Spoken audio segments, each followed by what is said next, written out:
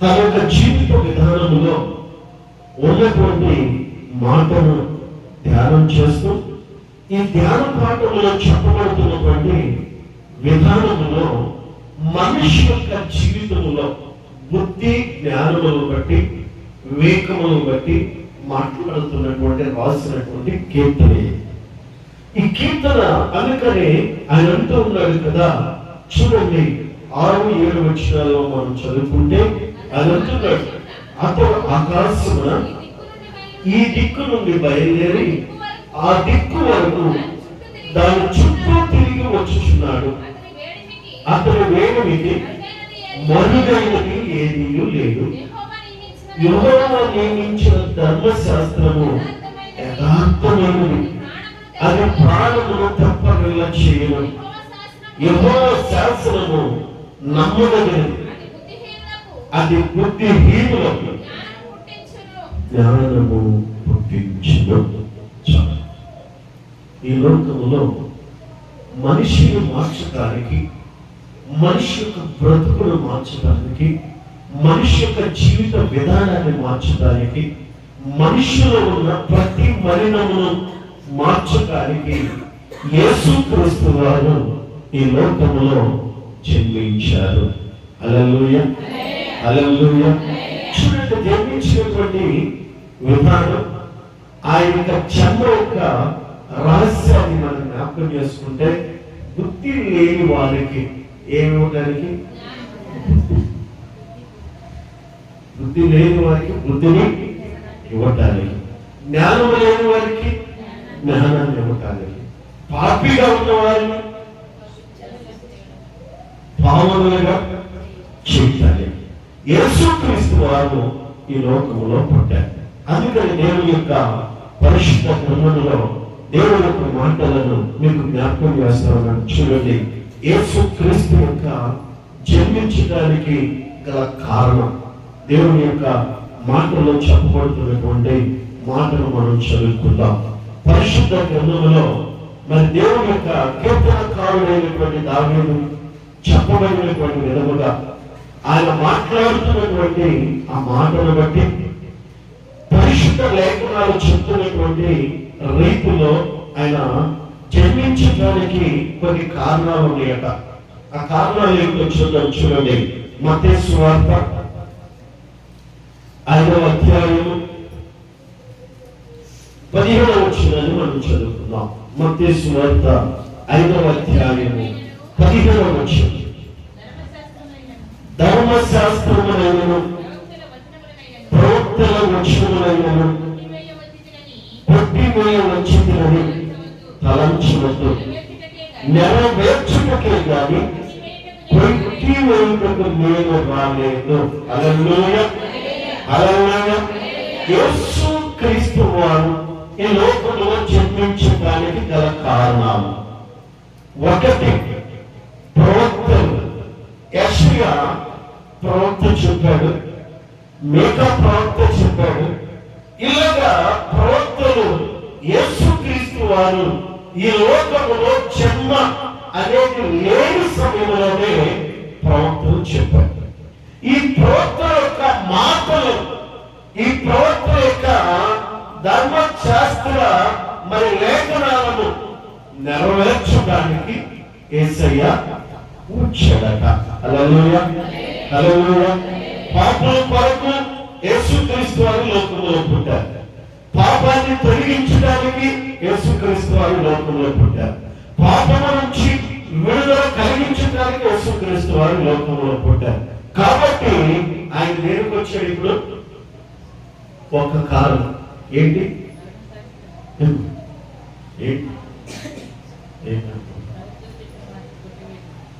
నెరవేర్చడానికి, ప్రవచనములను నెరవేర్చడానికి యేసుక్రీస్తు వారు ఈ లోకములో పుట్టారు. హల్లెలూయా, హల్లెలూయా. ప్రవచనాలు ఏంటి? వచనాలు ఏంటి? వచనాలు ఏంటి?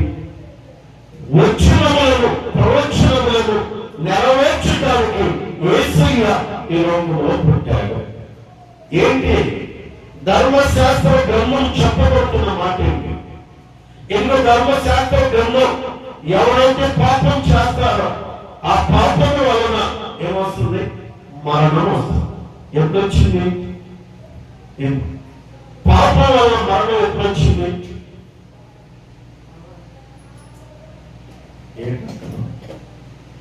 ఒక అక్క కూడా చెప్పలేదండి అమ్మా. ఎక్కడొచ్చింది? అవ్వమ్మ గారు పాపం చేసింది. ఏం పాపం? ఆజ్ఞ అతిక్రమమే పాపం. మరి మనం కూడా పాపులము పరిశుద్ధులు. చెప్పండి, పాపులము పరిశుద్ధులు. దేవుణ్ణి ఎరిగినటువంటి పాపం. అవునా కాదు? కారణం ఏంటి అంటే ధర్మశాస్త్ర గ్రంథ ప్రవచనాలను నెరవేర్చడానికి యేసయ్య పుట్టాడు. ఈ ప్రవచనాలు ఏంటి అంటే వారు ఆదిలో ఆదాము అవ్వలతో చెప్పాడు దేవుడు. ఏమని? ఈ పండు తినొద్దామా అన్నాడు. వారు ఏదైతే చెప్పాడో అదే వేసి చూపించింది. అవునా కదా? ఆదాము అవ్వలు అవ్వ ఏం చెప్పింది? చేసింది. ఈ పండు తినొద్దామా అని చెప్పింది. తిను దినమున ఏమవుతారు? సస్తారు. ఉందా బైబిల్లో ఆ మాట?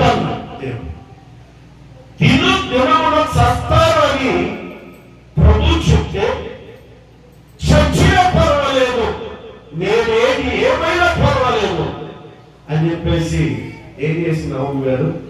తినేసింది. బాగా మింగేసిందంట. ఇప్పుడు ఏమొచ్చింది? మరణం. ఆ మరణం నుంచి విడుదల కలిగించడానికి, ఆ మరణం నుంచి విడుదల ఇవ్వటానికి ఇప్పుడు ఎవరు వచ్చారు? యేసయ్య వచ్చాడు. అది ప్రవచనం యొక్క నెరవేర్పు. హల్లెలూయా, హల్లెలూయా. ఎందుకంటే క్రీస్తు యొక్క జన్మ రహస్యం మరి క్రోగుడికల్లో మన యొక్క ఉన్న సమయాల్లో చెప్పుకునేది కారణం ఏంటంటే పండగ రోజున వెళ్ళాం. హల్లెలూయా. ఇంకా ఏది చెప్పడానికి? హల్లెలూయా. దేవుని యొక్క పరిశుద్ధ లేఖనంలో దేవుని యొక్క వాక్య భాగం సెలవిస్తున్నటువంటి విధానంలో చెప్పబడుతున్నటువంటి మాట చూడండి. మొదటి యోహాను సువార్త పత్రిక, మొదటి యోహాను పత్రిక 4వ అధ్యాయము 10వ వచనాన్ని మనం చదువుతున్నాం. మనము దేవుణ్ణి ప్రేమించుకుని కాదు, తానే మనలను ప్రేమించి మన పాపములకు ప్రాయశ్చిత్తమయుటకు తన కుమారుని పంపెను. ఇందులో ప్రేమ ఉన్నది. హల్లెలూయా, హల్లెలూయా. ఒకటి, యేసుక్రీస్తు వారు ఈ లోకములో జన్మించడానికి కారణం ఏంటి? అట్లా చెప్పరా? కారణం ఏంటి? ప్రవచనాల నెరవేర్చడానికి, మాటలు ఇచ్చిన మాటలు నెరవేర్చడానికి ఆయన లోకములో పుట్టాడు. హల్లెలూయా, హల్లెలూయా. రెండవ కారణం ఏంటి అంటే ప్రభువైన యేసుక్రీస్తు వారు పాపములకు ఏం చేయడానికి వచ్చి పుట్టాడు? ప్రాయశ్చిత్తం. పాపం ఎక్కడి నుంచి వచ్చింది? పాపం ఆదాము అవ్వల దగ్గర నుంచి వచ్చిన పాపం. పోతుందా? పోతుందా? మనం అంటాం కదా, ఇక దీని బుద్ధి ఇంతే మారదు అంటాం. ఎందుకంటాం? ఎంత చెప్పినా మార్చుకోనప్పుడు, ఎంత చెప్పినా విననప్పుడు, ఎంత చెప్పినా మార్పు లేనప్పుడు ఇంకా చెప్తాము, వదిలేస్తాం కదా. అవును కదా. అక్కడ ఉన్నటువంటి విధానం ఏంటి అంటే సాతానుడు తన జీవిత విధానంలో మొదటిలో భూ జంతువులన్నిటినీ కూడా దేవుడు సృష్టించినప్పుడు పాము ఆ దినముల్లో ఎలా ఉండేది? పాకేదా? కాళ్ళతో నడిచేదా? ఎప్పుడైతే అవమును చెప్పేది అవమని చెప్పి, ఆదాము చెప్పేది ఆదాము చెప్పి వారిని మోసగించిందో అప్పుడు తన యొక్క జీవితంలో శపించబడిన జీవితం. పాము శపించబడింది, తర్వాత అవ్వ శపించబడింది, తర్వాత ఆదాము శపించబడ్డాడు. కారణం, ఈ శపింపబడడానికి కారణం ఏంటంటే పాపం. పాపం. ఈ పాపము అనటానికి కూడా నిర్వచనాన్ని మనం జ్ఞాపకం చేసుకోవచ్చు. ఆయన దేవుని కొరకు ఈ లోకంలో పుట్టాడు. ఏమో ప్రవచనాలు, దేవుడు ఇచ్చిన మాటను నెరవేర్చడానికి ఈ లోకంలో జన్మించాడు. రెండవ విధానం ఏంటంటే పాపానికి ప్రాయశ్చిత్తం. పోతుందా పాపం? పోతుందా? ఒకట్లా పాపం పోతుందా? పాపం అనేది ఏలుబడి చేస్తుంది. ఎలా ఏలుబడి చేస్తుంది అంటే పాపం ఈ లోకంలో దేవుడి యొక్క పరిశుద్ధ గ్రంథ లేఖనములను బట్టి మనం జ్ఞాపకం చేసుకుంటూ వస్తా ఉంటే, ఎందుకు ఏలుబడి, పాపం ఇంకా ఏలుబడి చేస్తా ఉంది అనడానికి సాతాను దేవుని దగ్గరకు వెళ్ళి దేవుడికి ఒక మాట మాట్లాడాడట. ఏమని? ఏబును చూచి ఆ ఏబు యొక్క జీవిత విధానాన్ని మార్చడానికి, ఆ జీవిత విధానమును మార్చడానికి దేవుడి దగ్గరికి వెళ్ళి మాట్లాడాడు. ఈ మాటకు మన సంఘములో జరిగిన ఒక సంఘటన ఏం చెప్తా. మేరీ మక్క ఉంది కదా, రాలేదు కదా. మేరీ మక్క అంట మన సంఘంలో ఎవరు చెప్పారు నాకు తెలియదు. ఎల్లో అక్కడికి వెళ్ళిపో అని అన్నారు. అక్క ఒక్కసారి ఆ పేరు చెప్పు, ఆ మనసారా నా జీవితంలో గుర్తుంచుకుంటాను అన్నా. ఆ పేరు చెప్పు. ఆ యొక్క ఎందుకులే ఆ పేరు చెప్పకూడదు, చెప్పబోయింది. ఈ లోపల ఎవరో వచ్చారు, చెప్పలా. ఇక ఎందుకు నేను కూడా ఆ పేరు ధ్యానం చేసుకుంటాను అనుకున్నాను. చూడండి, సంఘానికి వచ్చి సంఘంలో బిడ్డల్ని వేరే సంఘానికి పంపిస్తున్నారంటే దీన్ని ఏమంటారు? ఇప్పుడు పాపము. పాపం ఏం చేస్తుందండి? ఏలుబడి చేస్తుంది. పాపం అనేది ఏలుబడి చేస్తుంది. నాకు ఆశ్చర్యం కలిగింది ఈ మా ఇంకా విధానంలో. మేరీ మక్క చెప్తుంటే ఆశ్చర్యం కలిగింది. వెళ్ళు, ఇక్కడ వద్దులే, వెళ్ళు, ఇంకో సంఘానికి వెళ్ళు అన్ని ప్రోత్సహించి వెళ్ళమని చెప్పాను. మరి ఎందుకో నాకైతే తెలియదు కానమ్మా, మరి ఇంత విధానంలో ఎలా ఉంటున్నారు? అందుకే పాపము ఏలుబడి చేస్తుంది. ఒకవేళ నా మీద కోపమా, నా మీద ద్వేషమా, నా మీద పగ తెలియదు కానీ నా మీద పగ పెట్టుకున్నా, ద్వేషం పెట్టుకున్నా, కక్ష పెట్టుకున్నా నా దగ్గర ఏముంది? ఏమన్నా? ఏమీ లేదు. ఇంకోటి ఏంటంటే, ఈ స్థలం అంతా నేను పట్టుకెళ్ళనమ్మా. పట్టుకెళ్తానా? స్థలాన్ని పట్టుకెళ్తానా? మీరు మక్క అయ్యగారికి అంత ఆశ ఏంటి అన్నా అని అంది. నేనేంటో స్థలంలో మొత్తం ఆ లాజర్ గారి స్థలం కూడా ఆక్రమించి కట్టేసాను అన్నట్టు. మరి ఆమెకులా తెలుసు. నాకైతే ఈ మాటలన్నీ ఎంత ఘోరమైన మాటలు ఎలా అంటుందో, ఆమెకి చెవులో ఎలా చెప్తున్నారో అర్థం కావట్లా. సరే, మంచిది, పర్వాలేదు. నేను ఎప్పుడూ పొరపాటు చేయను, ఎప్పుడూ తప్పు చేయను. నాకు ఒక స్థలాల్లో లేకపోతే ఎక్కువలో ఆక్రమించడానికి అవసరము లేదు. అది ఉన్నంత ఇది వరకు తడిక ఎక్కడ వరకు ఉందో తెలుసు, మీ అందరికీ తెలుసు. తర్వాత మీరు వంటలు చేసేటప్పుడు తెలుసు. మరి ఇప్పుడు కొత్తగా మరి ఈ రీతి బుద్ధి సాతాను కల్పించినటువంటి శోధన వల్ల ఈ ఘటన అనేది జరిగింది అంతే. కానీ నేను ఎవరు స్థలాన్ని ఆక్రమించలేదు, నాకు ఆశ అనేది లేదు. నాదా ఈ స్థలం, నాదైద్దా? ఎప్పటికైనా మీదే కానీ, ఎన్ని తరాలైనా మీదే కానీ నాదైద్దమ్మా. అవుదు కదా? మేరమ్మ గారు మేరక్క అంటుంటే అన్న మాటలో ఇంకోటి గుర్తొచ్చినప్పుడు కొంచెం బాధ వేస్తుంది. ఆమెను వేరే సంఘానికి వెళ్ళమని చెప్పారంట, మన సంఘపతి. మరి పేరు చెప్పలేదు అక్క మీకు. అందుకనే మరి ఎందుకు ఈ మాట మీకు జ్ఞాపకం చేస్తూ ఉన్నానంటే, అయ్యగారు అని బాగానే పిలుస్తున్నారు కానీ అనే మాటలు భయంకరంగా మాట్లాడు. మరి నేను ఎవరికి ఏ ద్రోహం చేయాలా, ఎవరికి ఏ అన్యాయం చేయాలి? నా బాధ ఏదో, నా సేవ ఏదో నేను చేసుకుంటూ వెళ్ళిపోతుంది.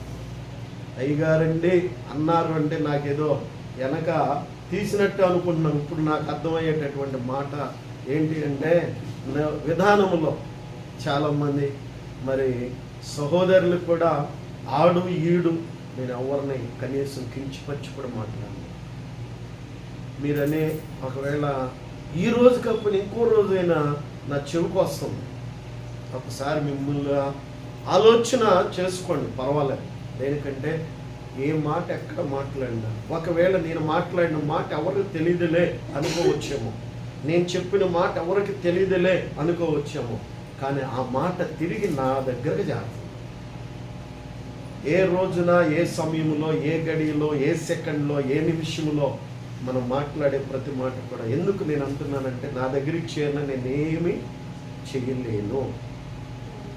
ఒక దేవునికి మాత్రమే, నా విషయంలోనైతే దేవునికి మాత్రమే చెప్పుకుంటా, దేవునికి మాత్రమే తెలియపరచుకుంటా. ఎందుకు ఈ మాటను జ్ఞాపకం చేస్తున్నాను అంటే, వచ్చింది సమయము, ఈ సందర్భం దేనికి వచ్చిందంటే, ఒకవేళ పగ తీర్చుకొనుట నా వంతు కాదు. బైబిల్లో ఉందా? వేలమ్మకు ఉందా? ఉందా? వరలక్ష్మి అక్క చదవలేదా? సరే, పగ తీర్చుకున్నట మన వంతు కాదు. ఎవరి వంతు? దేవుని వంతు అని ఉంది. మరి దేవుడు తన యొక్క జీవితంలో ఉన్నటువంటి విధానం ఏంటంటే, సమయ సందర్భాలను బట్టి ఈ మాట నేను జ్ఞాపకం చేస్తున్నాను. ఇక్కడేదో నేను ఉద్ధరించడానికో, పరిపాలన చేయడానికో, చేయడానికో రాలేదు. దేవుని చిత్త ప్రకారం ఇక్కడ వచ్చి మరి ప్రార్థన ద్వారా ఈ సంఘం అనేది కట్టబడింది. ఈ మధ్యలో ప్రార్థనలు కోల్పోయి మన సంఘం బలహీనపడింది. ఇదొకటే నేను చెప్తున్నాను. కాబట్టి మరలా మరి మిమ్మల్ని మీరుగా తెలుసుకోండి. నన్ను అన్నంత మాత్రాన మీకేమీ రాదు, లేకపోతే నాకేమీ తరిగిపోదు. కాకపోతే నేను చెప్పే మాట ఏంటంటే, నష్టపోతాం. సేవకుని అంటే నష్టపోతాం. అది మాత్రం నేను చెప్పట్లేదు, బైబిల్లో ఉంది, మీరు చదువుకోండి. చెప్పే మాట నాకైతే మీరు అన్నంత మాత్రాన నేను బాధపడను, హ్యాపీ, సంతోషంగా ఉంటా. బాధల్లోనైనా, కష్టాల్లోనైనా, శ్రమల్లోనైనా, ఇబ్బందుల్లోనైనా, ఇరుకుల్లోనైనా అన్నిటినీ భరించి, ఎందుకంటే ఎంతవరకు దేవుడు ఎక్కడ సేవ చేపియాలో అంతవరకే దేవుడు చేపిస్తాడు. అది నా చిత్తం కాదు, నా ప్రణాళిక కాదు, నా మాట కాదు. మరలా ఆయన నడిపించిన చోటకి మరలా నేను వెళ్ళిపోవాలి. లేకపోతే ఈ ఊరు నుంచి వాళ్ళు వెళ్ళిపోమన్నారు, వీళ్ళు వెళ్ళిపోమన్నారు, వాళ్ళు వద్దన్నారు, వీళ్ళు వద్దన్నారు అంటానికి ఎవరికి హక్కు లేదు. నన్ను వెళ్ళమని చెప్పే హక్కు కూడా ఎవరికి లేదు. దేవుడు రప్పించాడు, ఇక్కడికి వచ్చాను, సేవ జరిగించాను. మరలా దేవుడు తన యొక్క వాక్కు ప్రకారము, ప్రణాళిక ప్రకారం బయలుపరిచినప్పుడు ఆయనే నన్ను ఇంకో వేరే చోటకి తీసుకెళ్తాడు. అది ఎందుకు మాట జ్ఞాపకం చేశానంటే, వాక్యం చెబుతున్న మాట ఏంటంటే, రాయబడిన మాట, ఆయన దేని కొరకు వచ్చాడు? పాపమును ప్రాయశ్చిత్తము చేయడానికి వచ్చాడు. ఈ పాపము పోయిందా ఉందా? అమ్మా, పోయిందా ఉందా? ఆయన పుట్టాడు, ఈ లోకంలో ఆయన పుట్టాడు. దేవుడికి పుట్టాడు. ఇప్పుడు పాపము ఏలుబడి చేస్తుంది, పాపము ప్రబలుతూ ఉంది, పాపము విస్తరిస్తూ ఉంది, పాపం ఆగిపోవటం లేదు. ఒక మనిషి అంటే ఒక మనిషి పరట్ల పాపమే. ఒక మనిషి కూడా ఒకరికి దేశం, కానీ పైకి బాగానే మాట్లాడుకుంటాం. ఇక్కడ మాట అక్కడ, అక్కడ మాట ఇక్కడ. ఎందుకు? పాపం. ఈ పాపం అనేటటువంటి విధానంలో ఉన్నటువంటి వాక్యం సాతాను కూడా వెళతా వెళతా ఆదాము అవ్వలో ఒక రాయేసి వెళ్ళిపోయిందంట. వెళ్ళిందే వెళ్ళింది. ఇప్పుడు అవ్వ గారు ఆలోచనలో పడ్డారు, కొంచెం పాపంలో పడిపోవడానికి ఆలోచన. మరి ఈ లోకంలో నేనెక్క వెళ్ళలేదు, శుభ్రంగా వెళ్తాను. ఇవన్నీ చెప్పలేసరికి నన్ను బాధ పెట్టుకుంటాను. హల్లెలూయా, హల్లెలూయా. అయ్యగారికి ఆశ, స్థలంలో ఆశ. నేనేమంటే ఎకరమా 2 ఎకరాల నాదా, కొంచెం బాధ. దేవుని యొక్క ఉన్నతమైన నామములో వాక్యం చెప్తున్న విధానం ఏంటంటే, ఒక్కటి గమనించండి. ఎవరైనా వ్యక్తి, నేనైనా ఎదుట వ్యక్తి మీద ఒక మాట మనం చెప్పామంటే ఎదుట వ్యక్తిని ఎంత మనం బాధపడుతున్నామో, మన వలన ఎంత బాధపడుతున్నారో ఆలోచన చేయాలి. ఎందుకంటే దేవుని బిడ్డలం మనకు తగినది కాదు. ఒక్కరి సంగతి మనకు అనవసరం, మందేంటో చూడాలి. మనం పరిశుద్ధమా, మనము దేవుని చేత సరి చేసుకోవాల్సినటువంటి. అందుకని పాపం ఏమవుతుంది? పాపం విస్తరిస్తుంది, ప్రబలుతుంది. కారణం ఏంటంటే మాట. వెళ్ళిపోతుందా మాట? కుటుంబాలు తగలబడుతుంది. మాట మనుషుల యొక్క హృదయాలను, జీవితాలను మార్చవేస్తుంది. మాట, ఆ మాట ఏ మాట? లోకమనే మాట. పాపం. కొన్ని కుటుంబాలు అయితే ఇక కుటుంబాలు కట్టుకోవడానికి కూడా అవకాశం లేకుండా పోతుంది మనుషుల యొక్క మాటల వలన. పాపం. అందుకని ఆ పాపానికి ప్రాయశ్చిత్తం చేయడానికి ఎవరు వచ్చారు? యేసయ్య పుట్టాడు. హల్లెలూయా, హల్లెలూయా.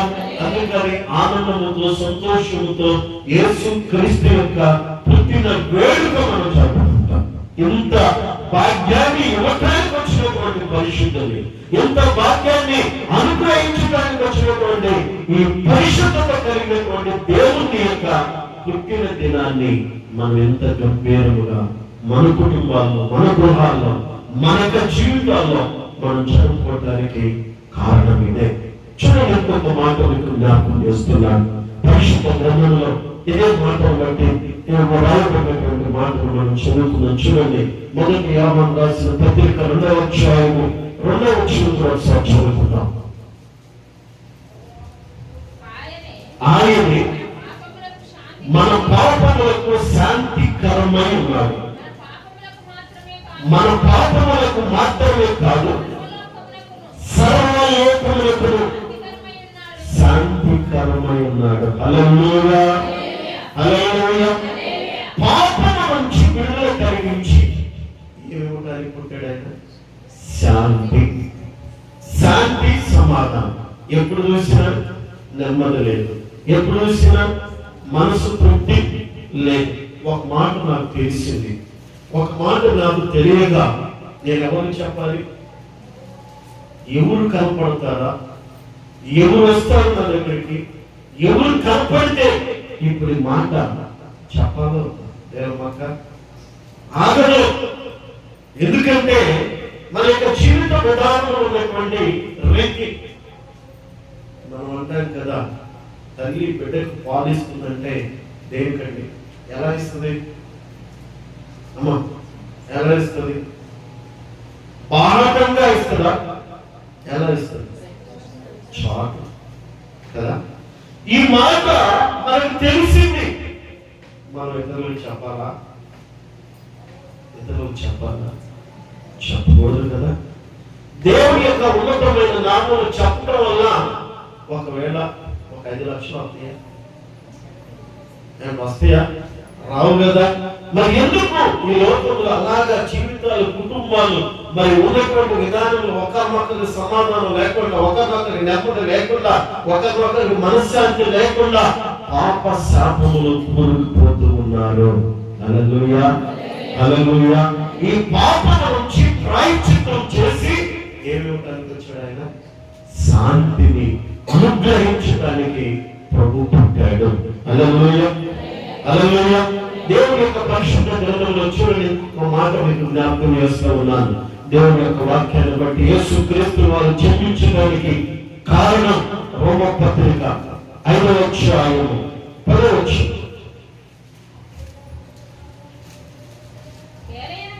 ఏలయనగా అమ్మా శత్రువులమై ఉండగా కుమారుని మరణము ద్వారా దేవునితో సమాధానపరచబడిన ఎడల ఉమ్, సమాధానపరచబడిన వారమై ఆయన జీవించుట చేత మరి నిశ్చయముగా రక్షింపబడతాము. హల్లెలూయా హల్లెలూయా. హల్లెలూయా. హల్లెలూయా. ఏమివ్వటానికి వచ్చాడు? సమాధానం. ఏమివ్వటానికి లోకంలో పుట్టాడు? సమాధానం. ఒకటి ప్రవచన యొక్క నెరవేర్పు కొరకు యేసయ్య లోకంలో పుట్టాడు. రెండు, పాపానికి ప్రాయశ్చిత్తం కలిగించి శాంతిని అనుభవించడానికి యేసుక్రీస్తు వారు పుట్టాడు. ఇప్పుడు ఏమి ఇవ్వడానికి పుట్టాడు యేసయ్య? సమాధానం. ఎవరికి సమాధానం? నేనున్న సుశాలమ్మకి మరి మాకి మధ్యలో కూర్చొని ఇంకో మాట ఇంకో మాట చెప్పారు. ఇప్పుడు వీళ్ళిద్దరు ఎలా ఉంటారు? వాళ్ళిద్దరు మధ్య సమాధానం ఉంటుందా? ఉంటుందా? విడిపోతాడు కదా. ఇప్పుడు యేసయ్య దేని కొరకు పుట్టాడు? అర్థమవుతాడని చెప్పారు. దేని కొరకు పుట్టాడు? సమాధానము మనకు అనుగ్రహించడానికి. మనకు సమాధానం ఉందా? లేదు. దేని కొరకు? యేసయ్యకు మనకు సమాధానం లేదు. యేసయ్యకు మనకు నెమ్మది లేదు. కారణం ఏంటి అంటే మనకు పాపముల చేత నింపబడిన వారమే ఉన్నాం. మనము శాపముల చేత నింపబడిన వారమే ఉన్నాం. మనము దోషముల చేత నింపబడిన వారమే ఉన్నాం. కాబట్టి ఈ పాప శాప దోషములను విడుదల కలిగించి మనకు సమాధానం ఇవ్వడానికి, మనము సమాధానపరచడానికి యేసుక్రీస్తు వారి లోకములో పుట్టారు. హల్లెలూయా. అత్త కోడలు పోటాడుతున్నారు. నాకెందుకు? వాళ్ళిద్దరు పోటాడుతుంటారు. రేపు పొద్దున ఒకటి అవ్వాలి, అవ్వాల్సిందే. నాకెందుకంటే మధ్యలో దొరబడి అత్తయ్య చెప్పే మాట అత్తయ్య కాలు చెప్పే మాట కాలు చెప్పారు అనుకోండి. ఈ అత్త కోట కలుతారా? కలుతారు. ఏం చేయాలి? దేవుడు చెప్పిన మాట ఏంటి? మనం అయితే ఏం చేస్తాం? ఏంటక్క ఏం చేస్తాం? అమ్మ అన్న సుఖం లేదు. అందుకని ఈ పాత సంవత్సరం వెళ్ళిపోయి ముందు అక్క అనుకుంటున్నారు. ఏం చేయాలి? ఏం చేస్తారు? మీరైతే ఏం చేస్తారు? ఏం చేస్తారు? అమ్మగారికి బండి పెళ్ళి కాళ్ళు వచ్చింది అనుకుందాం. ఇప్పుడు వాళ్ళిద్దరి మధ్య గొడవ అయింది. మీరైతే ఏం చెప్తారు?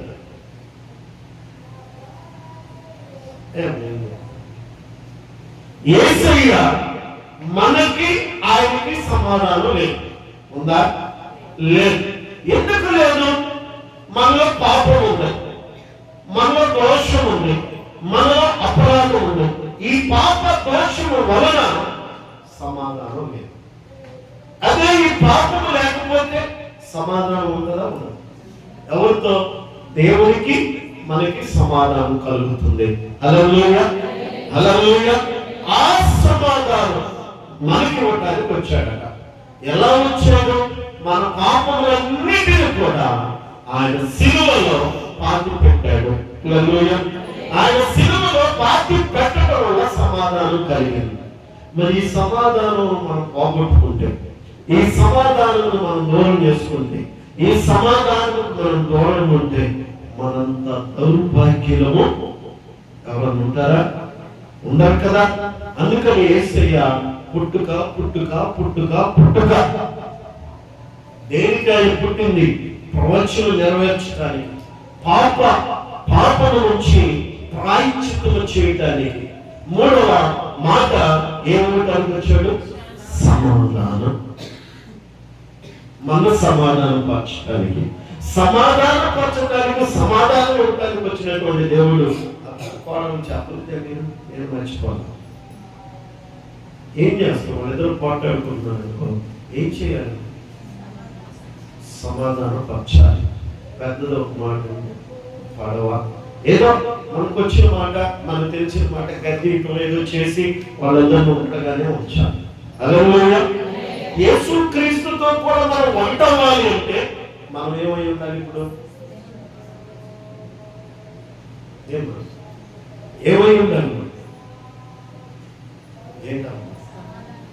క్రిస్మస్ పండగకే మాట్లాడతారు మీరు, ఈ మధ్యలో మాట్లాడరా? ఏమై ఉండాలి? దేవునితో సమాధానం పడాలంటే మనం ఏమై ఉండాలి? మాణిక్ మొక్క చెప్తావా? హల్లెలూయా, హల్లెలూయా.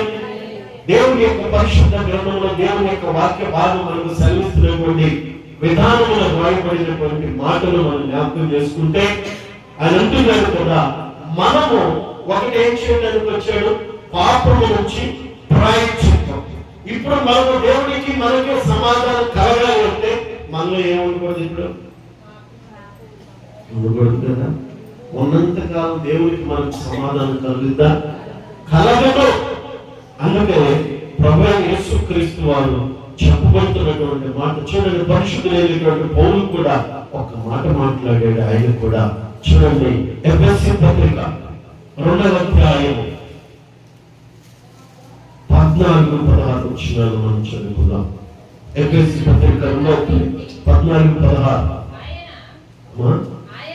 ఆయన మన సమాధానమై ఉండి మీకును మాకును ఉండిన ద్వేషమును అనగా విధి రూపకమైన ఆజ్ఞలు గల ధర్మశాస్త్రమును తన శరీరమును కొట్టి వేయుట చేత మధ్య గోడను పడగొట్టి మన ఉభయులను ఏకము చేసెను.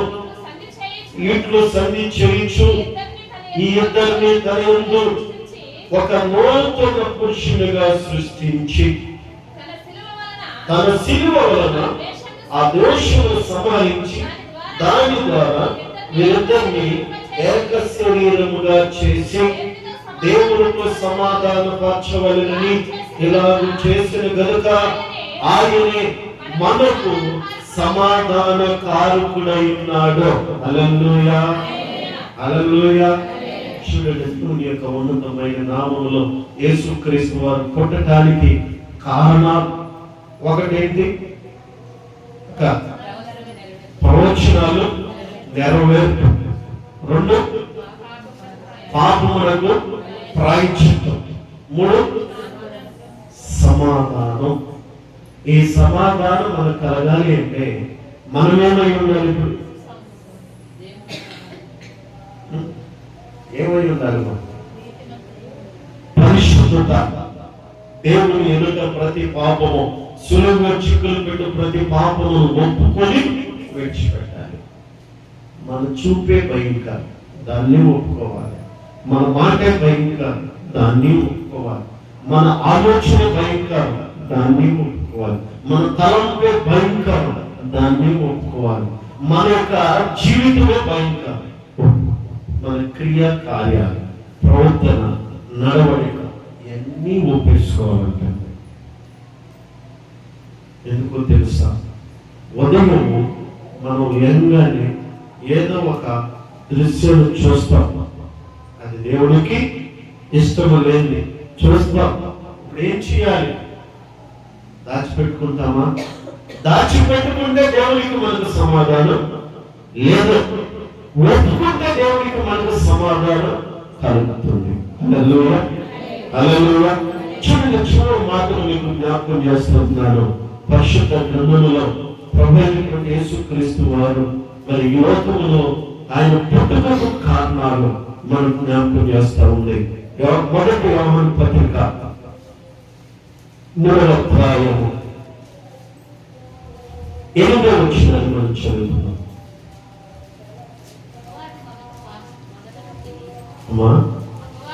అపవాది మొదట నుండి పాపము చేయించున్నాడు కనుక పాపము చేయవాడు అపవాది సంబంధి. అపవాది యొక్క క్రియలను లయపరచుటకే దేవుని కుమారుడు ప్రత్యక్షమాయను. హల్లెలూయా, హల్లెలూయా. అపవాది క్రియలు ఏంటమ్మా? అక్కలారా ఒక మాట చెప్తారు, మీకు తెలిసింది. అపవాది క్రియలు అంటే ఏంటి? ఒక మాట మీకు తెలిసిన మాటలో మీకు అర్థమైనటువంటి విధానములు, అపవాది క్రియలు. ఏంటి అపవాది క్రియలు? నేను చెప్పిన వరలక్ష్మి అక్క ఉంగరం పెట్టుకుంది. నేను చూసి నేను తట్టుకోలేకపోయా. తట్టుకోలేక రామాదేవి అక్క దగ్గరికి వెళ్ళా. చూసావా ఉంగరం పెట్టింది అన్నా. దీన్ని ఏమంటారు ఇప్పుడు? ఏమంటారు? శకుతం అక్క చెప్తావా? ఏమంటారు? అపవాది క్రియలు అంటే అర్థం మీకు చెప్తున్నా. క్రియలు మన యొక్క పనులు, మన మాటలు ఉన్నది. ఇప్పుడు ఉంగరం పెట్టుకున్నావా? కష్టపడి తెచ్చుకుంది, కొనుక్కుంది, పెట్టుకుంది. అక్క ఎంత అయింది? కొనుక్కున్నావు, బాగుంది, మరి దీని రేట్ ఎంత? ఒకవేళ నేను కూడా వీలైతే కొనుక్కుంటాను, ఎందుకు అడిగాను అని అంతటితో కాముకుంటే అపవాది క్రియ కాదు. దీనిని ఏమంటారంటే ఈర్ష్య. ఈర్ష్య అంటారు. అపవాది ఒక మంచి వ్యక్తి ఆదాము అవ్వలు దేవునితో ఎలా ఉన్నారండి? వారు ఎలా ఉన్నారు? ఉదయం సాయంత్రం రాత్రి పడుకునే వరకు కూడా దేవుని యొక్క సహవాసంలో వారు ఉన్నారు. ఎవరు చూశారు వారిని? సాతాను చూసింది. చూచి తట్టుకోలేకపోయిందండి. సాతాను చూచి వార్చలేక ఏం చేసింది? ఇప్పుడు వీళ్ళని ఎలాగైనా నేను చేయాలి, వీళ్ళ మీద ఎవరైనా నిందేయాలి, వీళ్ళు ఎవరైనా అవమానించాలి,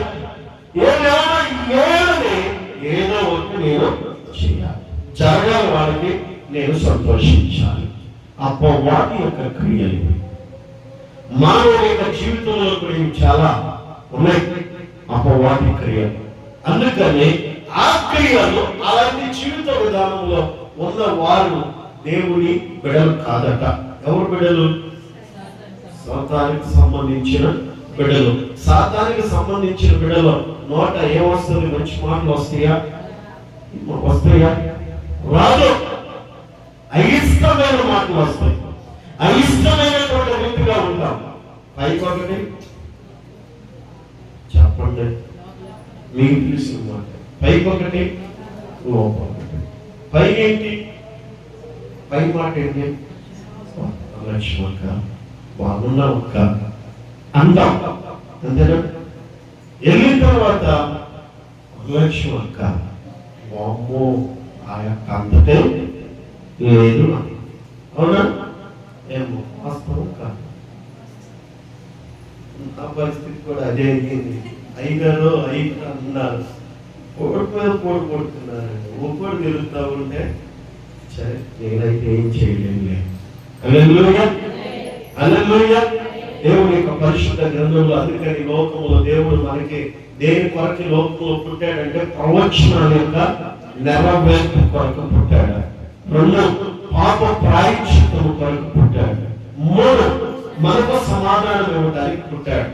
4 సాతాను యొక్క క్రియలను లయపరచడానికి పుట్టాడు.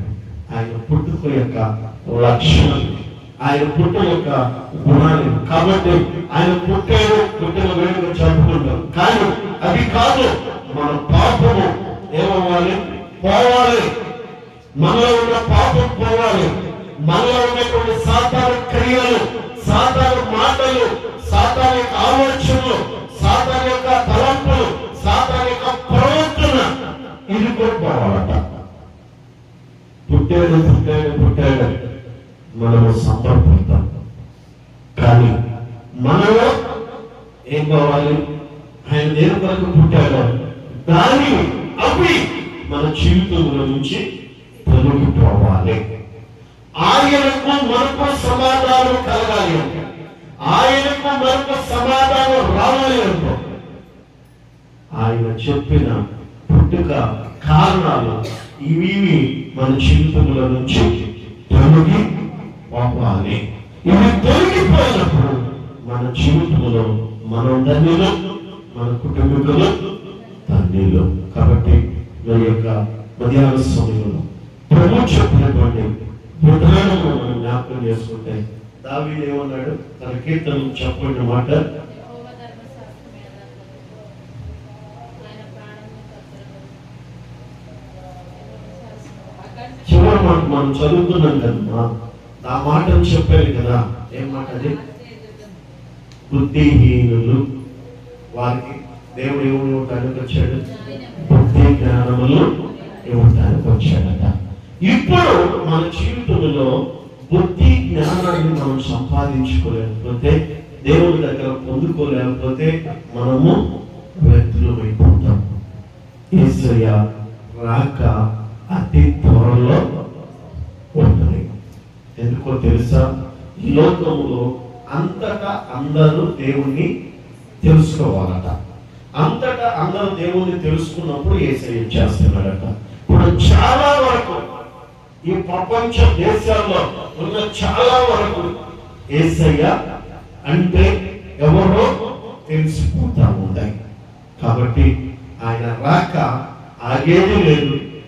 ఆయన వచ్చి ఎవరిని తీసుకెళ్తారు? ఇప్పుడు ఎవరైతే ఆయనతో సమాధానం కలిగి ఉన్నారు, ఎవరైతే ఆయనతో సమాధానం పడ్డారో, ఎవరైతే ఆయనతో సమాధానంగా జీవిస్తున్నారో వారిని ఆయన తీసుకెళ్తున్నాడు. హల్లెలూయా, హల్లెలూయా. వారి కొరకు కాబోతున్నాడు.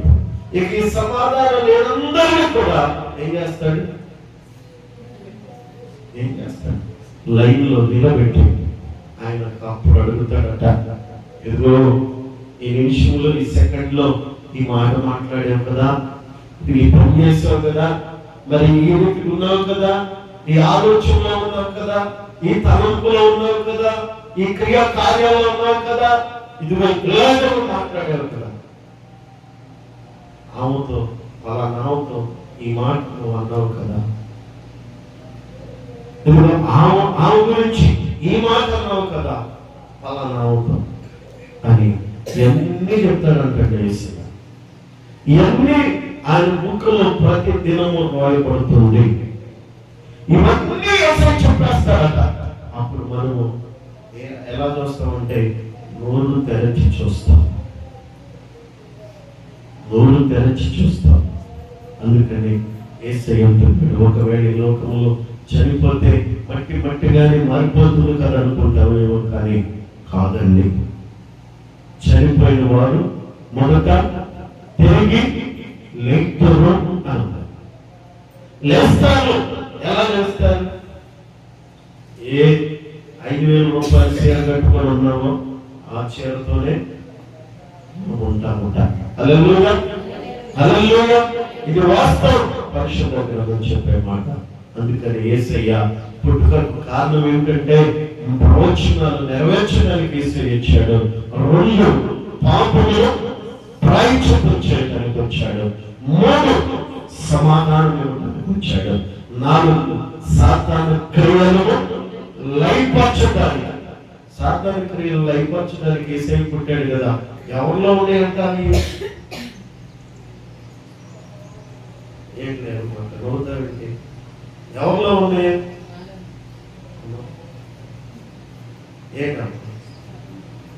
మనిషిలో ఉన్నాయి. మళ్ళీ మీరు నన్ను తేడా చేసి మాకు తేడా ఎందుకు? మనిషి, అవునా? మరి బైబిల్ చెప్తున్న మాట ఇదే. ఆయన సాతాను క్రియలను లయపరచడానికి వచ్చాడు. వాక్యం చదివే మనం. మనిషిని దేవుడు సృష్టించాడు కదా. ఈ మనిషి భూమి మీద విస్తరించాడు. ఈ మనిషి భూమి మీద విస్తరించినప్పుడు ఈ మనుషులలో ఏముంది అంటే ఇప్పుడు సాతాన క్రియలు, కార్యాలు, మాటలు ఉన్నాయి. వీటిని లయపరచడానికి యేసయ్య పుట్టాడు. అందుకని అంతటా అందరూ ఏమవ్వాలి? మారు మనసు పొందాలి. ఇదే అనుకూలమైన సమయము, రక్షణ దినం. ఈ రోజు ఒకవేళ నువ్వు మానేస్తే, ఈ రోజే నీకు అనుకూలమైన సమయం. మరి ఈ రోజే ఒకవేళ ఈ రోజు నువ్వు ఎడం చేసుకున్నావు అనుకో, దూరం చేసుకున్నావు అనుకో, మళ్ళా వస్తుందా? రాదు కదా. అందుకే యేసయ్య చెప్తున్న మాట, అంతటా అందరూ వారి మనసు పొందాలి, మారాలి.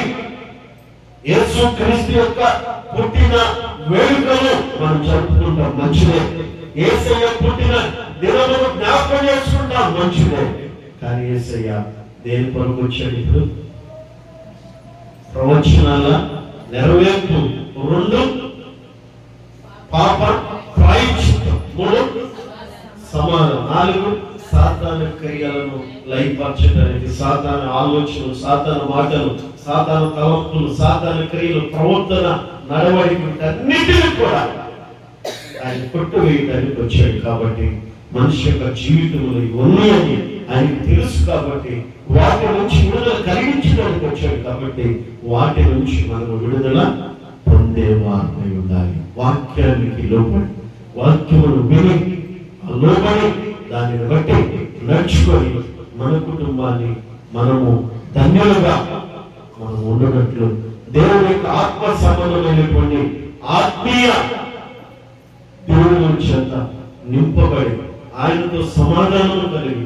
వర్ధిల్లేటటువంటి వారముగా ఉండాలని ప్రభు పేరట తెలియపరుస్తూ ఈ మాటలను ముగిస్తూ ఉన్నాను. దేవుడు ఇచ్చిన మాటలు దీవించి ఆస్వాదించుగాక. ఆమేన్. వ్యక్తపడిన దేవుని మాటలు బట్టి ప్రార్థన చేసుకుందాం. మహోన్నతుడు, మహాదేవుడు, ఆశ్చర్యకరమైన మా దేవ, నీ కొండలు స్తోత్రాలు స్థాపించుకుంటున్నాను. దేవతను సమయంలో నీ పుట్టుకకు కారణం నేను జ్ఞాపకం చేసుకున్నాను. మా కొరకు ప్రవచనాలు నెరవేర్చడానికి లోపల పుట్టారు. మా కొరకే పుట్టారు నాయన. మాలో ఉన్న పాపములకు ప్రాయశ్చిత్తం చేయడానికి మా కొరకు పుట్టారు. మాకు సమాధానం దగ్గర పొందుకోవడానికి మా కొరకు పుట్టారు. మాలో ఉన్న సాతాను క్రియలను లయపరచడానికి మా కొరకు పుట్టున్నాడు తండ్రి. స్తుతిని చెల్లిస్తున్నాను. నీకు స్తోత్రాలు ఇచ్చిస్తున్నాను. పాపము పోయి సమాధానం రావాలి. సాతాను క్రియలు పోయి శాంతం కలగాలి.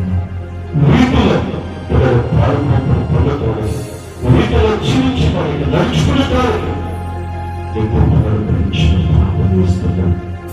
బిడ్డలు బలపరిచిన స్థిరపరిచింది. ఈ లోకం కాదు, నీ లోకంలో, నీ మాటల్లో, నీ ఆత్మీయతలో, నీ విశ్వాస జీవితంలో బలపరిచిన ప్రార్థన చేస్తున్నాను. నీ ఆస్తోత్రాలను చేస్తున్నాను. బిడ్డలు మీలో స్త్రీలకు కదిలించేవారుగా బిడ్డలు సిద్ధపరిచిన ప్రార్థన చేస్తున్నాను. నీ వాక్య ప్రకారం నడుచుకొని, నీ వాక్య ప్రకారం జీవిస్తూ ఎదుగునట్లు ప్రదర్శించి మాటలు నెంబర్ వేస్తూ వాక్యాలను కలిగించి బలపరిచి ఆస్వాదించి యేసు నామములో ప్రార్థించని